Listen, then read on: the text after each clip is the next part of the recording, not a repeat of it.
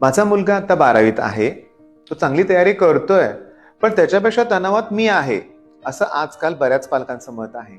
मग यातून बाहेर पडण्यासाठी काय केलं पाहिजे किंवा कोणत्या गोष्टी करू नयेत की जेणेकरून मुलाचं खच्चीकरण होऊ शकतं? मुलांचं आपल्या कुठल्याही दुसऱ्या मुलांशी कंपॅरिझन करू नये पालकांनी. आपण सांगायला जातो, अरे माझ्या मित्राच्या मुलाला एवढे मार्क पडले, त्याला एवढं पॅकेज मिळालं किंवा अशा बऱ्याचशा गोष्टी आपण सांगतो. आजकाल मुलांना ह्या गोष्टी आवडत नाहीत किंवा महत्वाचं म्हणजे काय की ते तणावात जातात कंपॅरिझनमुळं. तर पालकांनी काय करावं की आपल्या मुलाचं दुसऱ्याशी कंपॅरिझन बिलकुल करू नये. आता भले टेस्टचे रिझल्ट आपल्या मुलांचे कमी असतील इतरांपेक्षा, त्यांना सपोर्ट करा, त्याला एन्करेजमेंट द्या की अरे अभ्यास कर, नेक्स्ट टेस्टमध्ये चांगले मार्क मिळवून दाखव.